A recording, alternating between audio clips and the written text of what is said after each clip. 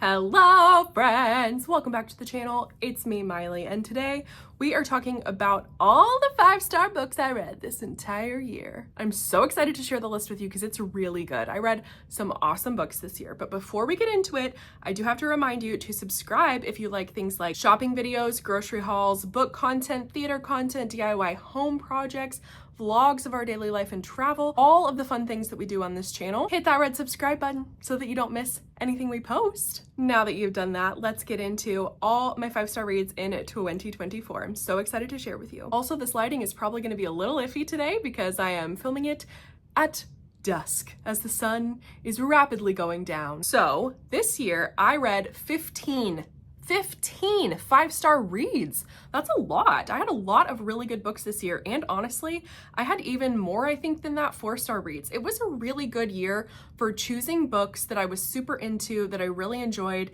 and I just DNF'd books that I wasn't into. So it was a super good reading year, and I'm excited to share with you. This will be in no really particular order. I will save my very favorite book of the year for last so that you can stick around to the end to see which one I rated the highest above all. My very favorite book I read this entire year. It is such a good one. I would recommend it to anyone. So stay tuned to the end to see that. But let's just jump right in. So at the beginning of this year, I decided, and I know I've talked about this in book videos this year previously, so I'll be brief, but I decided to embark on a reread of a series that I loved in middle school. It's the Princess Diaries series, and it's just a 5-star series overall. The majority of the books I rated 5 stars. I don't think there's one book I rated under 4 stars in the whole series. So it is truly a 5-star, amazing, chef's kiss, wonderful series. I think it's so unique, especially in the teen genre. Mia is just the most real, quirky, silly, goofy, insecure, but like very vulnerable and sweet and just so genuine of a character. She's hilarious. The situations she gets herself into are just absolutely freaking entertaining to no end. It is a joy of a series to read. I enjoyed it so much. That was a really good, strong start to the year because that's really the first like big 5-star thing that I read, and it really set me on a really good trajectory. So certainly recommend. They're very appropriate for teens too. Like I love them. Okay, I cannot stress enough how good that book series is. Okay, next up, let's talk about another 5-star series that was super new to me this year and kind of took me by surprise. It's the Heartstopper series. I had never read a graphic novel ever before in my life. My brother's super into them, my sister's into them, but I had never read one. And I think I maybe heard about the Heartstopper series from a booktuber that I watch. She read them and fell in love with them. So I was like, oh my gosh, I have to try these. They are the most endearing, sweet, just absolutely precious book series. You will fly through them. The art is absolutely gorgeous. The characters are so genuine. It follows Charlie and Nick, two very different high school boys. One is super shy, artistic, kind of the outcast. One is the star of field hockey. Does he do field hockey? Whatever the big sport is. It's set at a British school, and they become friends and then become more, and it follows their love story, their friend group. It's just such a beautiful story of acceptance and love and care and individuality, and it's just absolutely precious. Like, I think anyone needs to read this, and it's so easy to fly through them because they're just graphic novels. They're so beautiful, super easy, quick, short reads to sit down and just enjoy. Like, they're very immersive. I just absolutely adore them. And there's a series on Netflix that's also very, very, very good based on the graphic novels. Totally switching gears, I read a memoir called What My Bones Know about this woman. She's an Asian American. She grew up in an extremely abusive household, really intense parents, lots of mental health issues going on. And it chronicles her as an adult going through the process of unpacking her trauma, being diagnosed with complex PTSD, which I learned so much about that mental health diagnosis from this book. It was an incredibly profound story.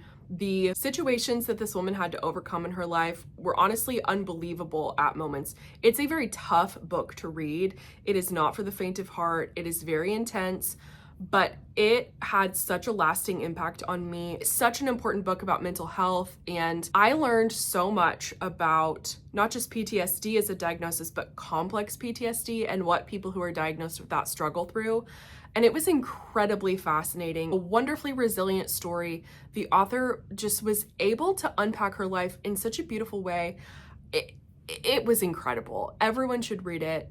I loved it so much. It gave me a new perspective, taught me something new that I hadn't known before, and it stuck with me. It's one of those memoirs that absolutely sticks with you. Next, I read the first book in A Game of Thrones, which I absolutely adored. I had picked up and started reading when the TV series first came out, but then dropped it for some reason. I can't remember why. Maybe I just got too busy and didn't want to invest in a series.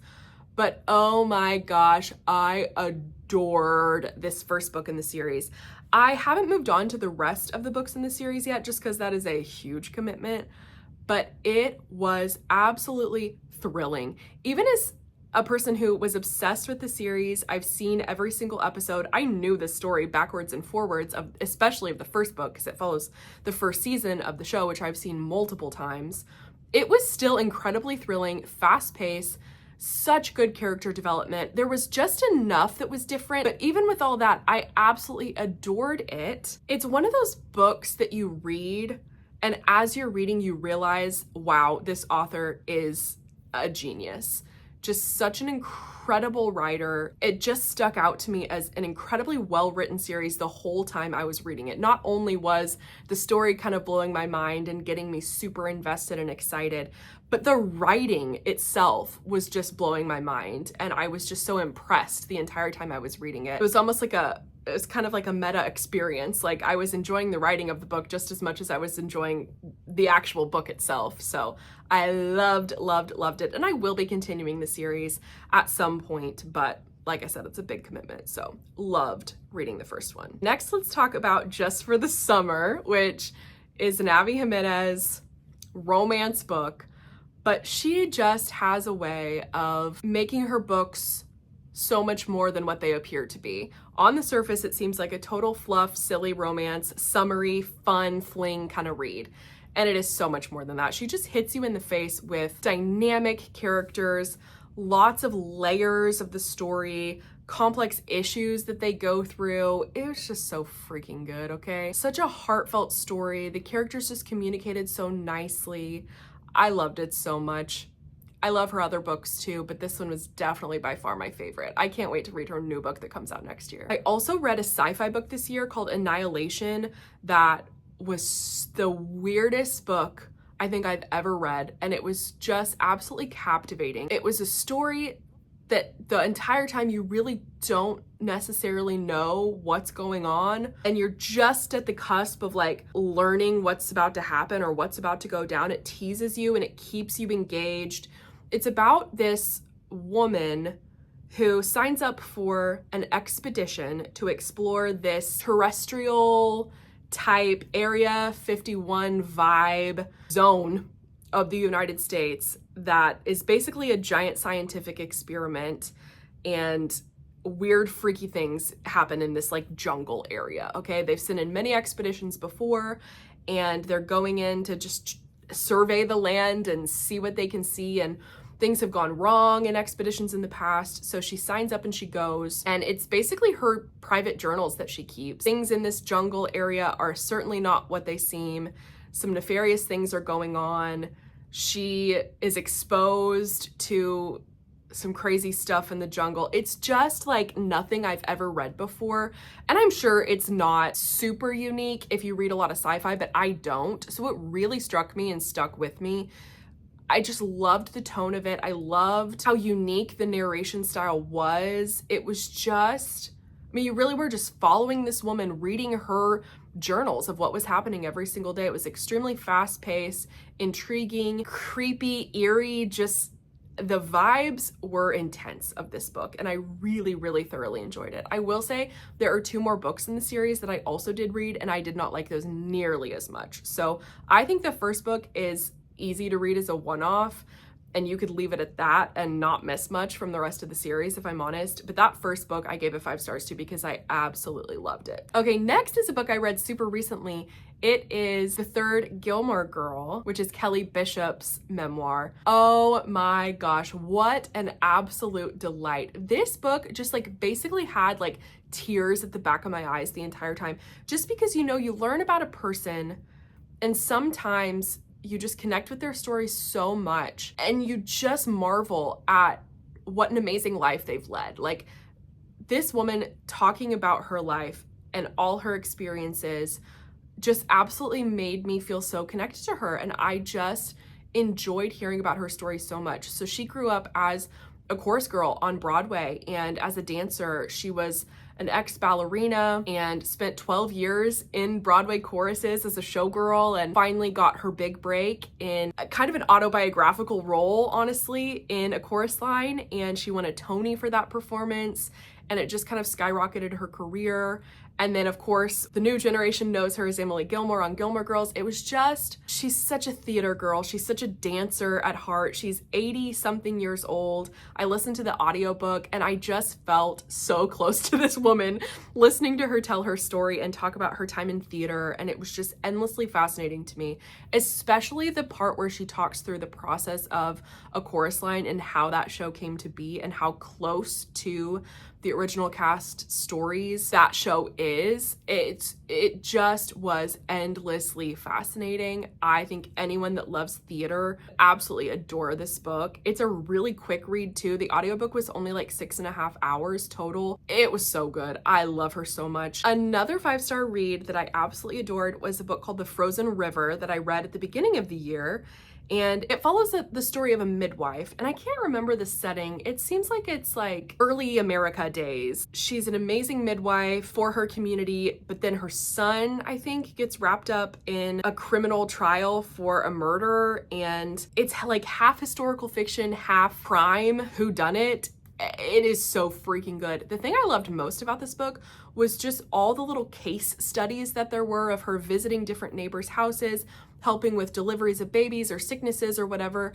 It was structured in almost like a reading a doctor's journal kind of way. And I found that format very unique and engaging to read. I absolutely loved it. I will say I'm a little fuzzy on the murder mystery aspect of it. Mystery books are not my favorite thing to read. I do read them occasionally, but that wasn't what super gripped me about this book, although I do remember it being really good and gripping and engaging. It was more like the historical fiction side of it and the midwifery stuff, and definitely recommend it. Okay, next, I will talk about these quickly because they are rereads.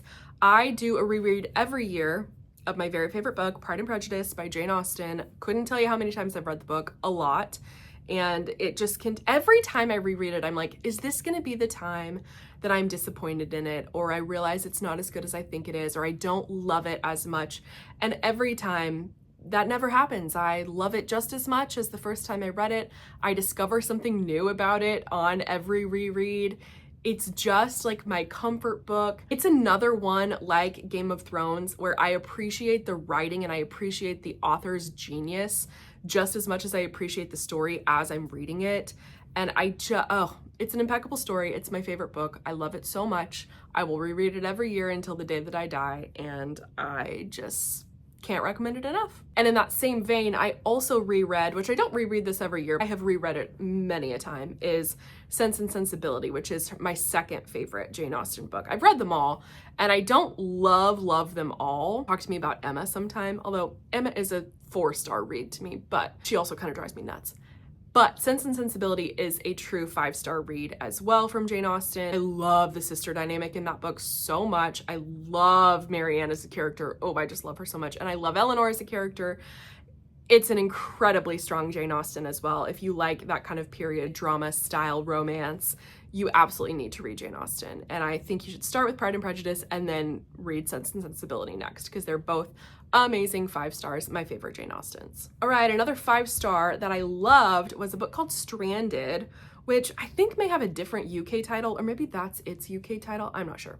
It is a very fascinating book. I love any book that has some sort of reality TV show element, and this book does. So it's about a woman who signs up for a reality TV competition where she and a group of other people decide to be willingly dropped on a deserted island and survive for 1 year however they can.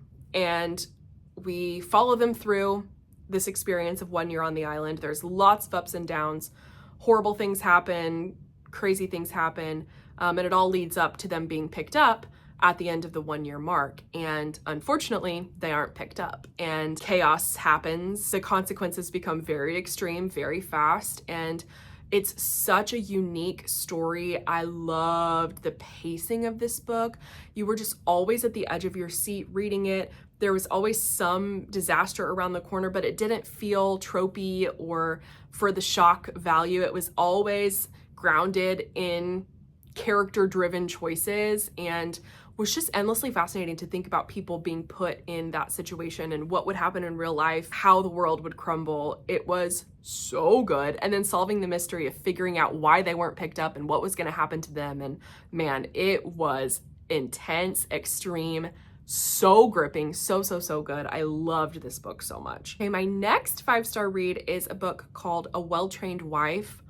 Oh my gosh, this book was so good. It's a memoir by a woman who was raised extreme Christian fundamentalism. She marries this man who is a walking red flag from the very beginning, extremely abusive, lots of mental health struggles on his end that lead to her becoming more and more entrenched in the trad wife atmosphere. It is horrifying to know what this woman went through and what her children went through at the hands of this awful man, and the extreme side of religion that is so detrimental. And wow, it was endlessly fascinating. Certainly a story of overcoming, and she's so intelligent. She comes out on the other side and details what that was like. And I follow her on Instagram, and she's like an amazing progressive advocate. I love her so much. This is a memoir that's going to stick with me for a long time. Very important read on the patriarchy, about feminism, about extreme religion and cults and how dangerous that environment is. And oh my gosh, just so good. A harrowing telling of this woman's life, but she went through it all and she came out the other end, and it's certainly worth the read. Getting close to the end here, another 5-star book. This is probably my second favorite book of the year, I would say, is The Women by Kristen Hanna. Oh my gosh, this book was so good. Of course it is, because it's Kristen Hanna, and her historical fictions are in a league of their own. I have never read a historical fiction that is written in the way that this woman writes her stories. She's just an absolute genius of a writer and writes the most compelling, most heartfelt, most teachable stories. I learn so much. Her stories are impeccably researched. They just are incredible. And this one was no different. It tells the story of a female Vietnam War veteran. She was a nurse in the Vietnam War. It details the absolute horrendous treatment that all Vietnam veterans received, but especially women, because of how they were basically erased from the war. It takes you through the whole trajectory of the war and the impact that it had on her life, both while she was there serving as a nurse and all the things she faced and the gruesome experiences she went through during the Vietnam War, but then also detailed when she came home, what it was like on the other side and re-entering the world and having to adjust to a new reality, totally, completely changed from her experience in Vietnam, and how her family didn't understand her and the people in her community didn't understand her. She got basically no support and had so many mental health struggles because of that. It just blew my mind. I learned so much. It is such a feminist book. It taught me what the classroom never did about how women were completely erased from the Vietnam War. And wow, it just absolutely stunned me. And I will never forget reading this book.